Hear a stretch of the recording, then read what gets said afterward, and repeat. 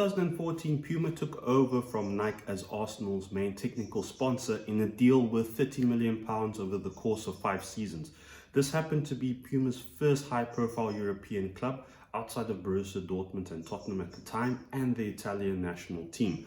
The partnership got off to an amazing start, with Arsenal winning the FA Cup 4-1 against Aston Villa at Wembley, playing in the away kit. But what we're going to do in this video, we're going to take a look at some of the kits that I like, some of the kits I own, do a bit of an analysis of that, and come to a conclusion as to whether we feel, or rather I feel, that Puma did a decent job of creating a memorable kits for such an amazing club. So first up, we've got the home kit of the 2014-2015 season. This was a fairly safe start, a good balance between white and red. You've got these little circular pin stripes on the armpits of the shirt, and you've got patterns as well on the shoulders of the shirt. So very good balance. However, I do feel that if you were to take away the Arsenal badge and slap the Switzerland FA badge on it, it could double up as a nice Switzerland home kit, given that they are also sponsored by Puma. Next up, we've got the away kit from the 2017-2018 season. Any Arsenal away kit that's in blue is always iconic, and it's something that will definitely fly off the shelf. But I want to draw your attention to something quickly. As you can see, they've got a gradient going on, but this is an interesting use of a gradient that I haven't seen before on a shirt or even on the websites or such, that they're actually using the shape to actually transition from the dark navy blue into the sea light blue. And you can see these circular shapes transition the gradient lovely into the light sea blue color, and the dots are also used on the armpits and the shoulders of the jersey as well, making it an excellent choice of a pattern to make this blue kit stand out. Next up, we've got the third kit from the very same season, from the 17-18 season. This is a collared shirt with a nice little button, and you've got the nice little pink neon trim across the Puma logo, as well as the Fly Emirates logo as well. But what's two things that are quite interesting here is, firstly, the stomach panel of the jersey is light grey, while the shoulders are black. And in addition, you've got the circular dots as well from the away kit of the same season. But what's quite interesting here is, at the time, I feel kit manufacturers started realizing that for your third and away kits, the club crest does not need to have the original colors that the club actually designed it for. Meaning that it's much better to have your club crest blend in with the rest of the aesthetic and the colorways of your entire jersey, and that's exactly what we have with this kit over here. The club crest matches the Fly Emirates logo and the Puma logo in neon pink, like it is across in various parts of the jersey. Next up, we've got the third kit from the 2018-19 season. So here, this is the first time that the Premier League allowed clubs to actually have sleeve sponsors. So what they managed to do is just slap the Visit Rwanda logo across a rectangular patch to compensate for the pinstripes that they have going on along the bicep. And then you've also got another collared shirt with the button. And then, as you can see, same pattern here for this third kit, is that the club crest is not made up of the traditional colors of the original Arsenal club crest. It matches the rest of the colorways that are attached to the aesthetic of the jersey. And then lastly, my favorite kit of the bunch, purely because it gives off a very dystopian feel, is the home kit from the 2016-17 season, when Arsenal also won the FA Cup for the 13th time. And the reason why I think it's the best of luck, like I said, it's got this dystopian feel where you've got these sharp rectangular edges, especially across the shoulder of the shirt. You've got this light navy blue pinstripe going down in the center, and you've got these navy blue lines outlining the collar as well as the bicep of the shirt. So now that we've gone through a couple of shirts that I like, let's actually dig into my collection and see some of the Puma Arsenal shirts I actually have, and let's come to a conclusion and see which ones we like. We've got the Arsenal home kit from the 2017-2018 season, and boy, sure, looking at this, it just brings tears to my eyes, because I mean, if if someone told me this was the home kit, I would be shocked, because this looks like a training kit. And if someone told me as well that this had been through multiple iterations, I'd be like, you are absolutely lying, because I mean, surely this cannot be the best that they came up with rather.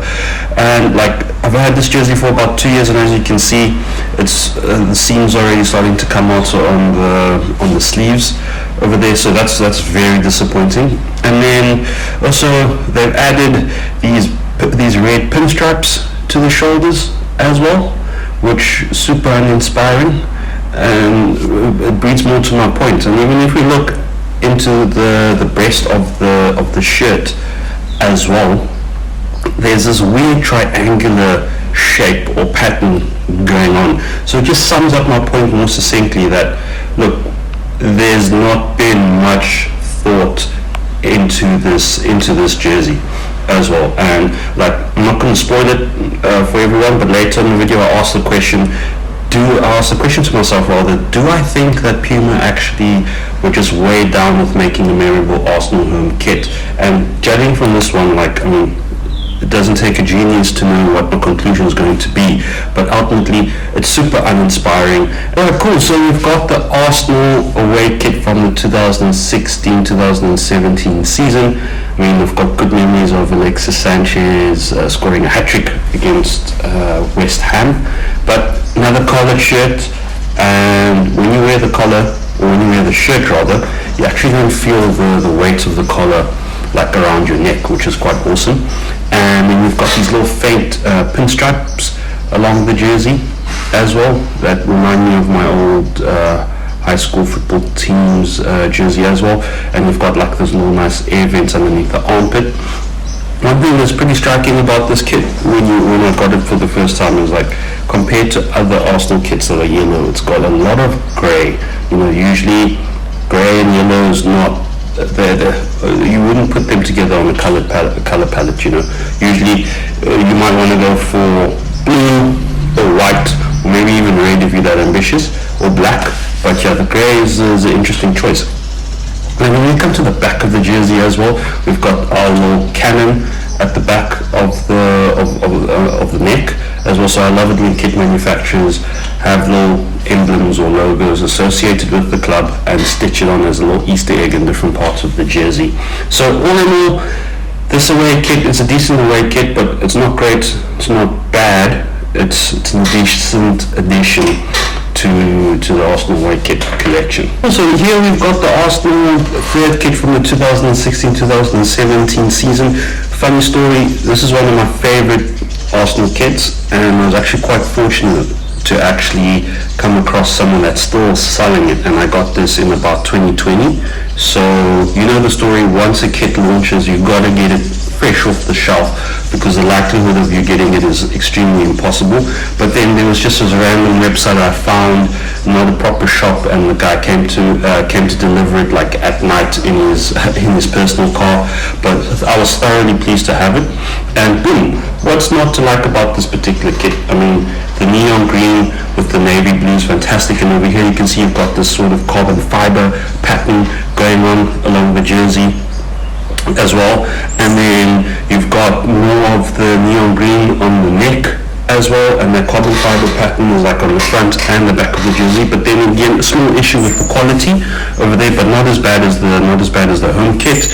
And as well as the authentication badge at the bottom has also been dyed out from a couple of washes. And then you've got another neon green accent towards the bottom of the jersey as well. But then absolutely stunning jersey. And I mean, can you imagine this jersey with the regular Arsenal home badge, the regular Arsenal badge on it? Would look absolutely disgusting. So I'm super happy that the badge matches the neon green as well as the navy blue, the two main colorways on the jersey. So yeah, this is one of my favorite.